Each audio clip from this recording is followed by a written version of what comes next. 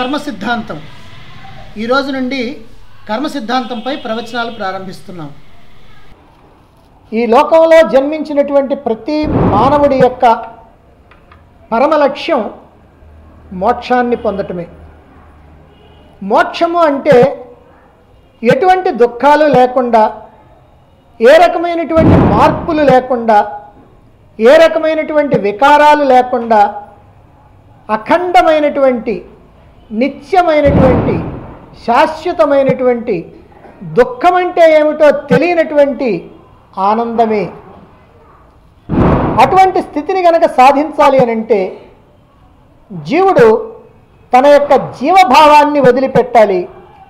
అంటే ఈ దేహ మనోబుద్ధులతో ఉన్నటువంటి తాదాత్మ్యాన్ని విడిచిపెట్టి తన యథార్థ స్వరూపం ఏమిటో ఆ యథార్థ స్వరూపాన్ని తెలుసుకోవాలి.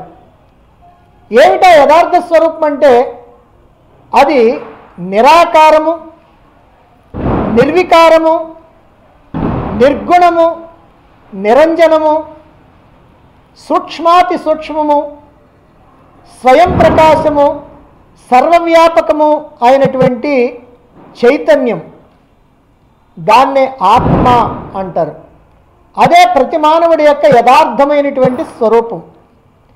అది ఏమిటో తెలుసుకొని ఆ ఆత్మగా గనక ఉన్నట్లయితే అతడు మోక్షాన్ని పొందినట్టే.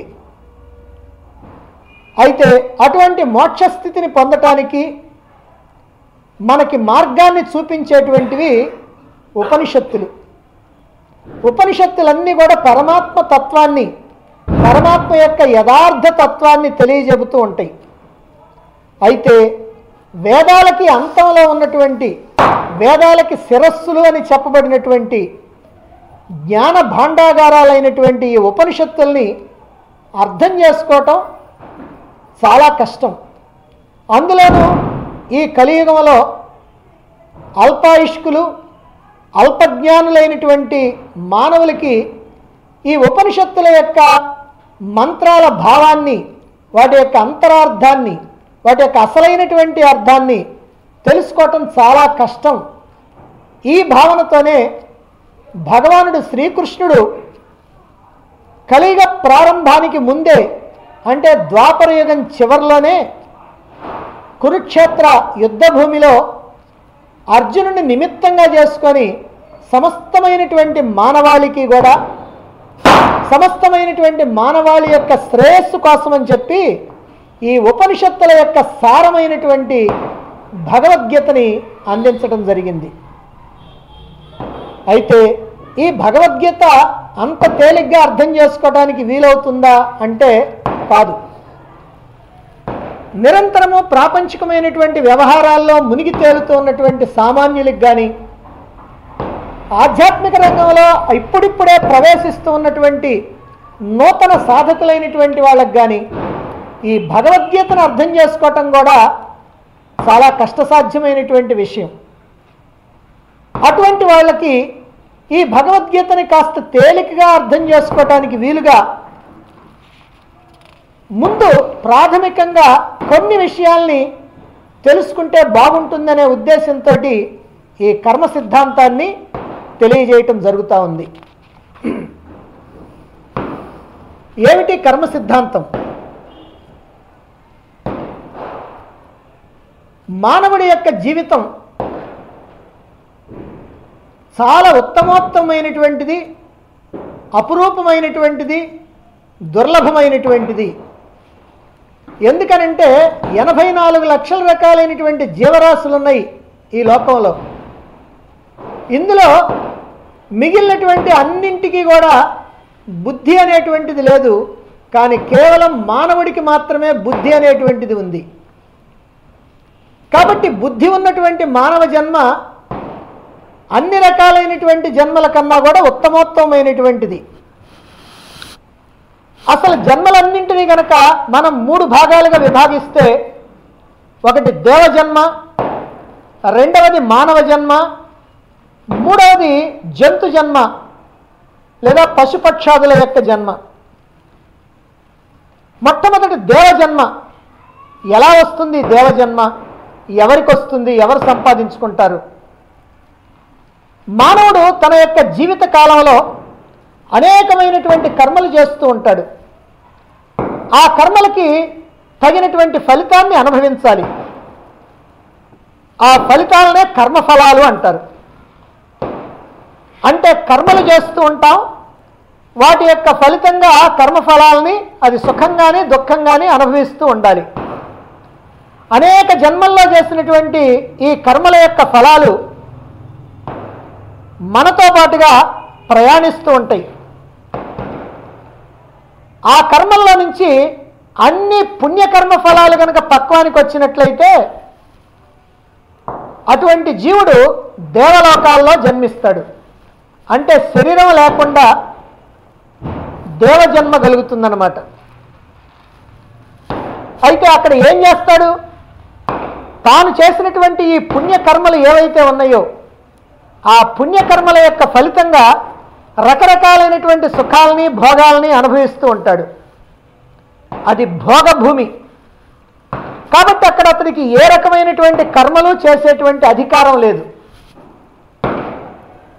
అందువల్ల పరమాత్మని అందుకోవటానికి కూడా ఏ రకమైనటువంటి సాధనలు చేసేటువంటి అవకాశం అక్కడ లేదు.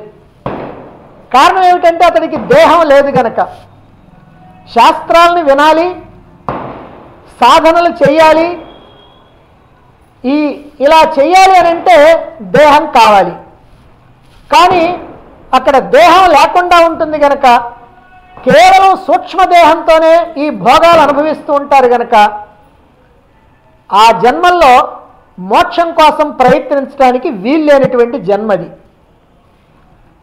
ఆ జన్మలో కేవలం కర్మఫలాలు అనుభవించటం, ఆ కర్మఫలాలన్నీ ఖర్చు అయిపోవటంతోనే క్షీణే పుణ్యే మత్స్యలోకం విశంతి అంటూ ఆ పుణ్యకర్మ ఫలాలన్నీ కూడా నాశనం కావటంతో, ఖర్చు అయిపోవటంతో ఈ మత్స్యలోకాన్ని, ఈ భూలోకాన్ని వెతుక్కుంటూ మళ్ళీ రావాలి.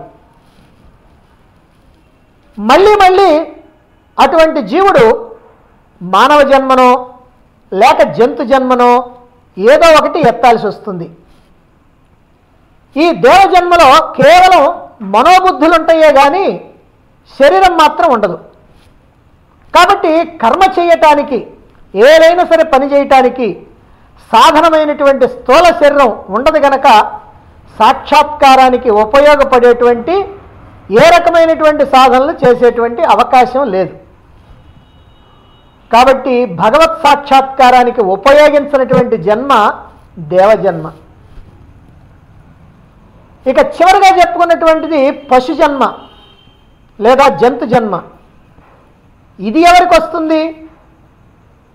ఎవరైతే చేసినటువంటి కర్మలన్నింటిలో పాపకర్మ ఫలాలు మాత్రమే పక్వానికి వస్తాయో అదిగో అటువంటి వాళ్ళు పశువులుగా, పక్షులుగా, క్రిములుగా, కీటకాలుగా హీనాతిహీనమైనటువంటి యోనుల యందు జన్మించి, నీచ యోనుల యందు జన్మించి రకరకాలైనటువంటి కష్టాలు, దుఃఖాలు, బాధలు అనుభవిస్తూ ఉండాలన్నమాట. ఎందుకనంటే ఈ జంతువుల్ని కానీ, పశుపక్షాదుల్ని కానీ, క్రిమికీటకాలని కానీ మానవులు కొంతమంది హింసిస్తూ ఉంటారు. వాళ్ళ యొక్క అవసరాలకు తగినట్టుగా వాటిని ఉపయోగించుకోవటం కోసం వాటిని హింసిస్తూ ఉంటారు. మరైతే ఈ జంతు జన్మల్లో మరి అవి కర్మలు చెయ్యవా అంటే అవి కర్మలు చేస్తూనే ఉంటాయి. అయినప్పటికీ కూడా ఆ కర్మలన్నీ కూడా ఆలోచించి చేసేవి కాదు. ఎందుకంటే వాటికి బుద్ధి లేదు గనక. వాటికి శరీరం ఉంది, మనస్సు ఉంది. చేసేందుకు శరీరం ఉంది, అనుభవించేందుకు మనస్సు ఉంది, కానీ ఆలోచించేటువంటి బుద్ధి మాత్రం లేదు. అందువల్ల బుద్ధి లేదు గనక అవి ఫలానా పని చేయాలి, ఇది మంచిది, ఇది చెడ్డది అని ఆలోచించుకోవడానికి అవకాశం లేదు. వాటి లోపల ఉన్నటువంటి ప్రేరణ ఏ రకంగా వస్తుందో, ఆ ఇన్స్టింక్ట్ లోపల నుంచి ప్రేరణ ఎలా వస్తుందో ఆ ప్రేరణకి అనుగుణంగా పనిచేస్తూ ఉంటాయి. అంతే తప్ప స్వతంత్రమైనటువంటి నిర్ణయాలు ఉండవు. అందుకే అవి ఏ కర్మలు చేసినా వాటికి ఏ పాపపుణ్యాలు కూడా అంటవు. మానవుడైతే మాత్రం ఆలోచించి చేస్తాడు కనుక ఇతనికి పాపపుణ్యాలు అంటుంది. కానీ ఈ పశుపక్షాదులకి